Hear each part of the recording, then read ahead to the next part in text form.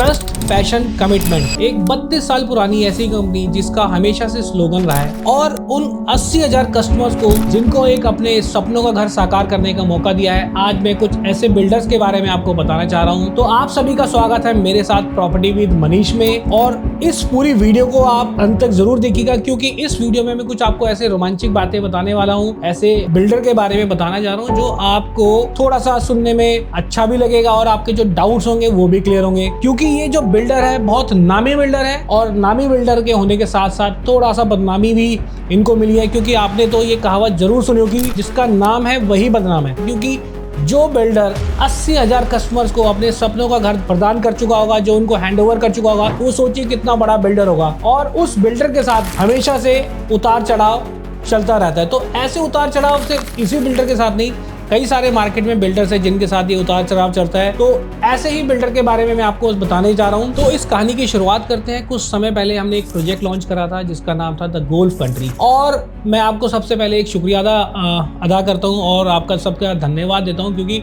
आपने हमें उस प्रॉपर्टी में जो रिस्पॉन्स दिया वो बहुत बेहतर रिस्पॉन्स रहा। क्योंकि हमने उसके अंदर 150 यूनिट्स निकाली थी, लेकिन हमारे पास जो सब्सक्रिप्शन आए वो अप्रोक्सीमेट 450 सब्सक्रिप्शन आए। तो मैं शुक्रगुजार हूँ उन 450 कस्टमर का जिन्होंने हमारे पे एक भरोसा जताया और हमारी प्रॉपर्टी को पसंद करा। और मैं इस बातों से कुछ विचलित भी हूँ, क्योंकि कुछ लोगों के हमारे पास ऐसे कमेंट्स आए, हमारे पास ऐसी कॉल्स आई जो इस प्रोजेक्ट के बारे में थोड़ा सा नेगेटिव सोचते थे। लोगों की जो राय थी वो थोड़ा सा इस प्रोजेक्ट के बारे में गलत थी। तो मैं ऐसे ही बिल्डर के बारे में बताना चाह रहा हूँ, क्योंकि ये जो बिल्डर है ये है बिल्डर सुपरटेक। सुपरटेक एक ऐसा बिल्डर है जो पिछले 32 सालों से मार्केट में स्टैंड करता है, और मार्केट के हर उतार चढ़ाव के साथ वो मार्केट में स्टैंड है, और 80,000 से ज्यादा अपार्टमेंट अभी तक अपने कस्टमर्स को सक्सेसफुली डिलीवर कर चुका है। और पिछले साल की भी अगर हम रिकॉर्ड देखें तो उन्होंने 10,000 अपार्टमेंट डिलीवर्ड करे हैं, और इस साल का भी टारगेट है वो पूरे 10,000 अपार्टमेंट इस साल भी डिलीवर्ड करने वाले हैं। तो मैं इस बिल्डर के बारे में आपको बताता हूँ। ये जो प्रोजेक्ट था गोल्फ कंट्री, ये सुपरटेक का प्रोजेक्ट था, और सुपरटेक ने बहुत सक्सेसफुली इस प्रोजेक्ट को बनाया है। और हमारे पास जो क्वेश्चंस आए थे वो क्वेश्चंस कुछ इस तरीके से थे कि ये जो सुपरटेक का प्रोजेक्ट है ये अभी अनडेवलप प्रोजेक्ट है, बिल्कुल आउटर एरिया में है। तो मैं सबसे पहले आपको यही बताता हूँ, ये जो प्रॉपर्टी है ये ऑलमोस्ट 90% बन चुकी है। इसके अंदर जैसा मैंने आपको बताया था, इसके अंदर हमारे पास प्लॉट्स हैं जो 90% डेवलप हो चुके हैं। हमारे पास इसके अंदर विलास थे जो पूरे 100% बन के डेवलप हो चुके हैं, और इसके अंदर जो अपार्टमेंट्स है वो 70%, यानी कि टोटल अपार्टमेंट से 70% अपार्टमेंट ऐसे जो बिल्कुल 100% बन चुके हैं। लोगों का जो डाउट था कि ये प्रॉपर्टी नहीं बनी हुई, एरिया बहुत दूर है, तो मैं आपको बताता हूँ ये बिल्कुल रीच के अंदर है। जो यमुना एक्सप्रेसवे बिल्कुल उसके साथ में लगा हुआ सेक्टर है, सेक्टर 22D, जिसके अंदर ये प्रॉपर्टी है। और ये प्रॉपर्टी बिल्कुल मतलब आप जाके देखेंगे तो एक लाइव प्रॉपर्टी है, क्योंकि इसके अंदर सारी की सारी डेवलपमेंट ऑलमोस्ट कंप्लीट हो चुकी है। जिन्होंने भी ये प्रॉपर्टी बुक करी थी उन्होंने बहुत एक अच्छा निर्णय लिया था, क्योंकि जहां पर एयरपोर्ट बन रहा है, फिल्म सिटी बन रही है, और तमाम वो सेक्टर्स बन रहे हैं जो येडा को यानी कि यमुना सिटी को एक पूरा वर्ल्ड क्लास सिटी बनाने जा रहे हैं, उसके पास में या उसके अंदर उन्होंने अपना प्रॉपर्टी लेने का सपना दिखाया, और उस प्रॉपर्टी का सपना भी बहुत जल्दी पूरा होने वाला है। और इसके बाद हमारे पास एक क्वेश्चन ये भी था कि इसकी जो लैंड अलॉटमेंट है वो कैंसिल है। तो ये बिल्कुल गलत है, कोई लैंड अलॉटमेंट कोई कैंसिल नहीं है। क्योंकि इस प्रॉपर्टी पे अगर आप सोचिए, पंजाब नेशनल बैंक जैसा एक बहुत बड़ा बैंक इंडिया का जो उस प्रॉपर्टी पे लोन कर रहा हो, इन फ्लैट्स पे लोन कर रहा हो, तो वो प्रॉपर्टी कैसे कैंसिल हो सकती है, वो अलॉटमेंट कैसे कैंसिल हो सकती है। और दूसरा रेरा, और रेरा की बात, तो रेरा के अंदर भी जो लिटिगेशन है वो भी धीरे धीरे सॉल्व हो रही है, क्योंकि ये प्रोजेक्ट था 2013-14 से ये शुरू हुआ था, और इस प्रॉपर्टी में पहले अथॉरिटी जो थी वो प्रॉपर लैंड नहीं अवेलेबल करा पाई थी बिल्डर्स को। तो इस वजह से कई सारे लिटिगेशंस रही हैं इसमें, अथॉरिटी की तरफ से भी कुछ परेशानियां रही हैं, कुछ जो एरिया की कनेक्टिविटी थी वहाँ से भी कनेक्टिविटी नहीं मिल पाई थी अभी इस प्रोजेक्ट के लिए। तो इस वजह से प्रोजेक्ट के अंदर थोड़ा सा ये मान सकते हैं कि जो प्रोजेक्ट था वो थोड़ा सा डिले हुआ। लेकिन यही प्रोजेक्ट नहीं, आप इसके साथ में इस सेक्टर के अंदर कई सारे ऐसे डेवलपर्स थे जो अपने प्रोजेक्ट तो बनाना छोड़िए, वो उस प्रोजेक्ट की बाउंड्री तक नहीं कर पाए। तो उनके बीच में अगर सुपरटेक कंपनी ने, इस बिल्डर ने इस पूरे प्रोजेक्ट को बनाया और डिलीवरी दी, तो दैट मीन्स आप ये सोच के चलिए कि इतने सारे बिल्डर्स में से एक ऐसा बिल्डर जिसने पूरी प्रॉपर्टी को बनाया, हैंडओवर करा, तो इस प्रोजेक्ट को वो छोड़ के भागे नहीं। और रेरा के अंदर जैसे मैं बता रहा था कि अभी तक ये ऑलमोस्ट 200 फैमिलीज यहाँ पर ऑलरेडी रह रही है, और कई सौ प्रॉपर्टी यानी सैकड़ों प्रॉपर्टी का ये हैंडओवर ऑलरेडी दे चुके हैं। तो इस प्रॉपर्टी का सबसे पहले तो जो डाउट्स थे वो मैंने आपको इस वीडियो के माध्यम से डाउट्स बताए कि वो खत्म हो गए। और उसके बाद मैं बताता हूँ जो मिस्टर आर.के. अरोड़ा जो चेयरमैन है, उनका विजन है कि वो इस कंपनी को नई ऊंचाइयों पे लेके जाना चाहते हैं। हालांकि अभी तक दिल्ली एनसीआर में ये एक ऐसा बिल्डर है जिसने सबसे ज़्यादा प्रॉपर्टी अभी तक डिलीवरी की दी है, क्योंकि जैसा मैंने बताया 80,000 अपार्टमेंट है ये ऑलरेडी डिलीवर्ड कर चुके हैं अपने कस्टमर्स को, और कई करोड़ स्क्वायर फीट एरिया जो इनका कमर्शियल रेजिडेंशियल इसके माध्यम से अभी तक डिलीवरी दे चुके हैं। और ये छोटे बिल्डर नहीं, एक बहुत बड़े बिल्डर हैं जिनकी प्रॉपर्टी आप दिल्ली एनसीआर के साथ साथ अदर सिटीज़ के अंदर भी आप देखेंगे, जैसे उत्तराखंड है, रुद्रपुर के अंदर इनका प्रोजेक्ट है, मेरठ के अंदर इनका प्रोजेक्ट है, गाज़ियाबाद में इनका प्रोजेक्ट है, नोएडा के अंदर है, ग्रेटर नोएडा के अंदर है, गुड़गांव के अंदर है, सोना के अंदर है, इनफैक्ट बैंगलोर जैसी सिटीज़ हैं वहाँ पर भी इनके प्रोजेक्ट्स हैं, हरिद्वार के अंदर इनके प्रोजेक्ट्स हैं। तो ऑलमोस्ट इतने बड़े बिल्डर जो मार्केट में अपनी प्रेजेंस रखते हैं, और उसके साथ साथ डेवलपमेंट के साथ साथ ये कई टेक्नोलॉजीज़ में भी हैं, टेक्नोलॉजी की भी फील्ड के अंदर ये है।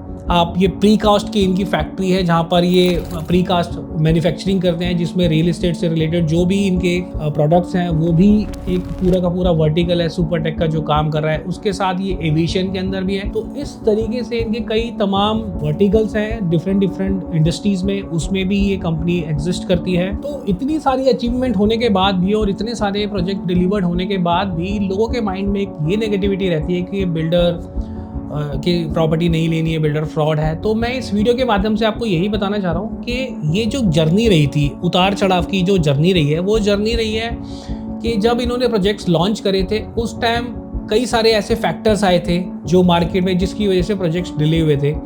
जिसमें से एक मुख्य था कि अथॉरिटी से जो ज़मीन मिली थी उस ज़मीन का अवेलेबिलिटी ना हो पाना, यानी कि अथॉरिटी फार्मर से वो ज़मीन एक्वायर नहीं कर पाई थी प्रॉपरली, और जो सुपरटेक को प्रॉपर्टी देने में कहीं ना कहीं असमर्थ रही। इस वजह से कई सारे प्रोजेक्ट यानी कि डिलीवरी होने में थोड़ा समय लगा। उसके बाद कई ऐसे फैक्टर्स भी आए जहां पर एनजीटी की वजह से प्रोजेक्ट्स के अंदर बैन लग गया था। कई बार पॉल्यूशन ज़्यादा हो जाता तो एनजीटी वहां पर कंस्ट्रक्शन दिया, इस तरीके से वो सारा का सारा काम रुक देती। तो ऐसे कई सारे फैक्टर्स थे जिस वजह से प्रॉपर्टी बनने में डिले हुई। कई लोगों का ये मानना है कि बिल्डर जब ट्विन टावर्स जो मशहूर नोएडा के ट्विन टावर्स का जो डेमोलिशन हुआ था, उस डेमोलिशन के बाद ये कंपनी बिल्कुल बैंकरप्ट हो गई थी और ये प्रोजेक्ट बिल्कुल, ये बिल्डर बिल्कुल दिवालिया हो गया था। तो मैं आपको बताता हूँ इस पूरे साम्राज्य में जो ट्विन टावर जो गिरे थे इस कंपनी के, वो सिर्फ 0.5% की वो प्रॉपर्टी थी इनकी पूरे के पूरे प्रोफाइल के अंदर, पूरे पोर्टफोलियो के अंदर। तो कंपनी का कहना है कि ये सिर्फ 0.5% जो हमें लॉस हुआ, इस लॉस की भी हम रिकवरी करेंगे। और इस लॉस की रिकवरी, क्योंकि ज़मीन इनके पास ऑलरेडी वो खरीदी हुई ज़मीन थी, नक्शे अप्रूव्ड अथॉरिटी से ही करे थे, उसी के बाद ये प्रॉपर्टी बनी थी। लेकिन प्रॉपर्टी के नक्शे पास होने में कुछ खामियां पाई गई थी, इसलिए प्रॉपर्टी डेमोलिश कर दी गई थी। हालांकि इतने बड़े लॉस के बाद अगर कोई दूसरा बिल्डर होता तो वो बिल्कुल कोलैप्स हो जाता, लेकिन उसके बावजूद भी इस बिल्डर ने मार्केट में हर साल 10,000 अपार्टमेंट की डिलीवरीज दी। तो ये भी कयास लगाया जा रहा था कि जो ट्विन टावर्स जो डेमोलिश हुए थे उस जगह पर पार्क बना दिया जाए या फिर उस जगह पर मंदिर बना दिया जाए। तो मैं आपको बताता हूँ, क्योंकि ये लैंड एक ग्रुप हाउसिंग प्रोजेक्ट के अंदर अलॉट हुई थी, जो सुपरटेक कंपनी को डायरेक्ट अलॉट हुई थी। तो इस लैंड पर कोई नया प्रोजेक्ट ही आ सकता है। तो जैसे आर.के. अरोड़ा जी का भी ये कहना है, ये मानना है कि इस लैंड पर अब ये नया प्रोजेक्ट लाएंगे, जिसको नए सिरे से नए अप्रूवल कराए जाएंगे, नई प्लानिंग के साथ, नई टेक्नोलॉजी के साथ यहाँ पर ये प्रॉपर्टी डेवलप होगी। और आपको मैं ये चीज़ भी बताता हूँ, क्योंकि जो ये पहले प्रॉपर्टी बिकी थी बहुत मिनिमम प्राइस पर बिकी थी, यानी कि 2,500 से 3,000 रुपये स्क्वायर फीट पे, और इस जगह का जो नया रेट है वो 15,000 से 20,000 रुपये स्क्वायर फीट है, जो नोएडा एक्सप्रेसवे पे आज का मार्केट रेट है। तो ये मान के चलिए कि ये भी हम मान सकते हैं कि जो बिल्डर को जो लॉस था 2,500-3,000 रुपये में जो प्रॉपर्टी बेची थी, आज वो 15,000 से 20,000 रुपये की प्रॉपर्टी रेट है।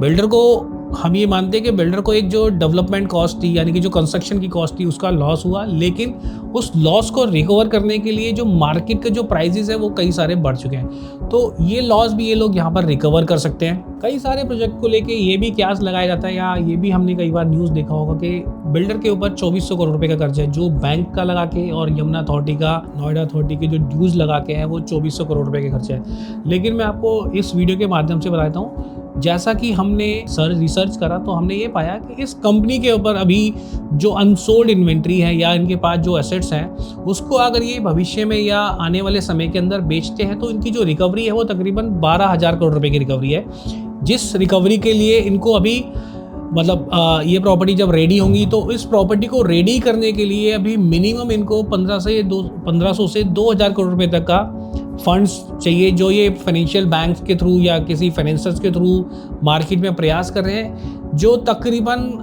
ये मान के चलिए डील कहीं ना कहीं हो चुकी है। और बहुत जल्दी हम ये भी देखेंगे कि कंपनी के पास 1500 से 2000 करोड़ रुपए का एक जो फाइनेंस है, यानी कि जिसको हम एफडीआई भी बोलते हैं, वो आ जाती है। तो इस एफडीआई के आने से जो उनके रुके हुए प्रोजेक्ट है या जो प्रोजेक्ट धीमी गति से चल रहे हैं उनमें एक नई रफ्तार आएगी, और वो जो अनसोल्ड इन्वेंट्री है, अनसोल्ड प्रॉपर्टी जो है, वो भी कहीं ना कहीं बिकनी शुरू होगी। और वो जो 12000 करोड़ की रिकवरी है उससे अथॉरिटी का ड्यूज, रुके हुए प्रोजेक्ट्स और बैंक की जो भी लायबिलिटी है वो कहीं ना कहीं हम पूरी होते हुए देखते हैं। तो उसके साथ ये एक नई ऊंचाइयों पर पहुंच जाएगा बिल्डर। तो ऐसे बिल्डर हमने मार्केट में बहुत कम देखे।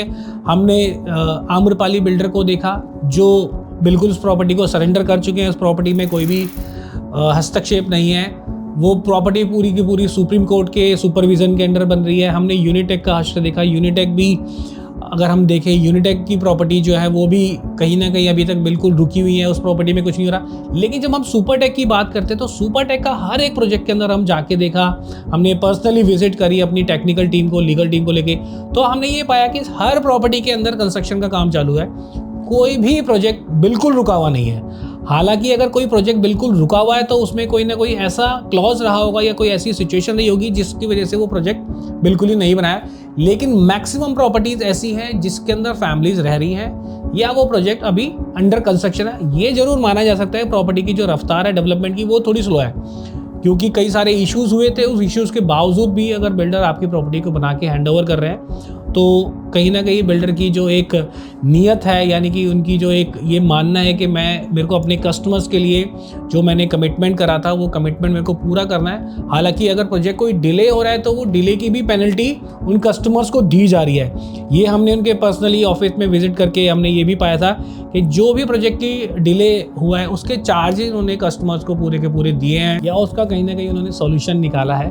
बाकी लोग, कई सारे लोग होते हैं, कई सारी अलग अलग बातें करते हैं, तो हर कोई पर्सन जो है, हर कोई कस्टमर है, हमेशा खुश भी नहीं रह सकते हैं। तो हमने उनकी नाराज़गी का भी बिल्कुल ध्यान रखा कि कई लोग नाराज़ थे और कई लोगों को हमने देखा है जो बहुत खुश भी थे, क्योंकि उन्हें बहुत कम रेट्स के अंदर प्रॉपर्टीज़ दी गई थी। बहुत मतलब आप ये मानिए जो नोएडा एक्सटेंशन की प्रॉपर्टी थी, नोएडा एक्सटेंशन में 6 लाख रुपए के अंदर 1 BHK था, 12 लाख रुपए के अंदर उनको 2 BHK मिला था। आज की डेट में उन फ्लैट्स के, उन प्रॉपर्टीज़ के रेट कई करोड़ों के अंदर पहुंच चुके हैं। तो ऐसे कस्टमर्स भी हैं जो मार्केट में बहुत खुश है सुपरटेक को लेके, और कुछ ऐसे कस्टमर्स भी हैं जिनको ये लगता है कि हमारे प्रोजेक्ट्स डिले हो गए, हमारी प्रॉपर्टी हैंड ओवर नहीं हुई या XYZ रीज़न से हमें प्रॉपर्टी नहीं मिली, तो कहीं ना कहीं उनको उस परेशानी का, उस नेगेटिविटी का भी सामना करना पड़ता है। तो आखिरी में मैं आपको ये बताना चाहूँगा कि हम न्यूज़ में पढ़ते हैं, न्यूज़ में देखते हैं, कई लोगों की बातों में आते हैं और उसके बाद में हम आके अपना एक डिसीजन लेते हैं।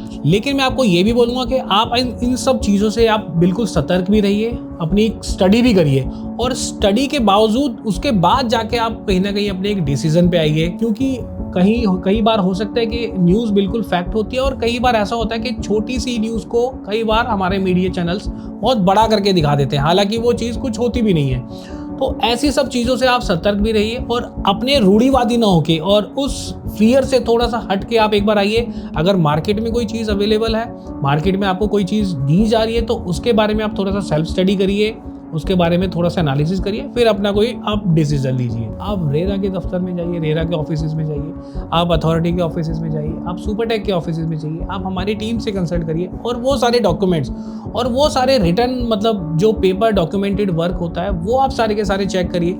उसके बाद भी अगर आपको लगता है कि प्रॉपर्टी आपके लिए है या आपके लिए नहीं है, तो उसके बाद आप किसी डिसीजन पे आए।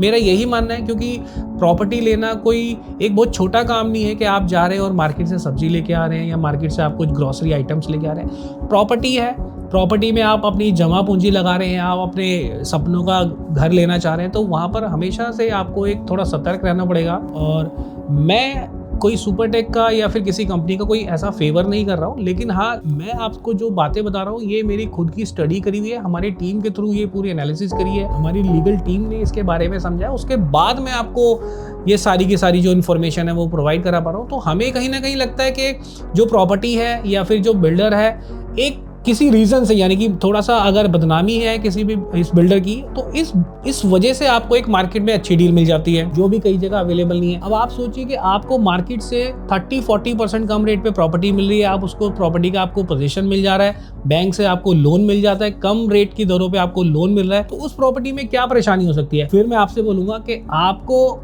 अगर लगता है आपको इस बारे में कुछ जानकारी चाहिए होती है, तो डेफिनेटली आप घर से थोड़ा सा निकलिए, थोड़ा सा प्रॉपर्टी को सर्च करिए। हो सकता है आपकी एक प्रॉपर्टी खरीदने में आपके 20, 25, 30 लाख रुपए बच जाए, या कई करोड़ रुपए भी आपके बच सकते हैं। तो मैं बस इस वीडियो में आपको इतना ही बोलना चाहूँगा कि आप अपनी थोड़ी समझदारी दिखाएं, अपने थोड़ा सा एफर्ट्स करिए उसके बारे में जानने के लिए, और उस एफर्ट्स का डेफिनेटली आपको कुछ ना कुछ अच्छा रिजल्ट्स मिलने वाला है। तो इस वीडियो में मैं आपको इतना ही बताना चाहूंगा, और आशा करता हूं कि आपको मेरी वीडियो पसंद आई होगी। कुछ अगर आपको डाउट्स भी लगते हैं तो आप हमें मैसेज कर सकते हैं, हमें कॉन्टैक्ट कर सकते हैं, हमारी टीम से बात कर सकते हैं, हम आपको आगे के रास्ते भी बता सकते हैं। और अगर आप मेरे चैनल पे नए हैं तो आप इस मेरे चैनल को सब्सक्राइब भी कर सकते हैं, और अगर आपको लगता है कि ये इन्फॉर्मेशन आपको दूसरे लोगों को शेयर करनी चाहिए तो प्लीज़ शेयर भी कर दीजिए, क्योंकि जितना आप शेयर करेंगे इस वीडियो को, जितना ज़्यादा लोगों के पास ये वीडियोस पहुंचेगी, उतना ही हमें इसमें प्रोत्साहन मिलेगा, हमें मोटिवेशन मिलता है वीडियो बनाने के लिए। हम आप ही के लिए ये सब काम कर रहे हैं ताकि आप लोगों के पास एक वो सारी चीज़ें पहुँच जाए जो आपको नहीं पता लग पाती है। तो हमारी टीम और मेरे चैनल के माध्यम से आप सभी को नमस्कार, धन्यवाद।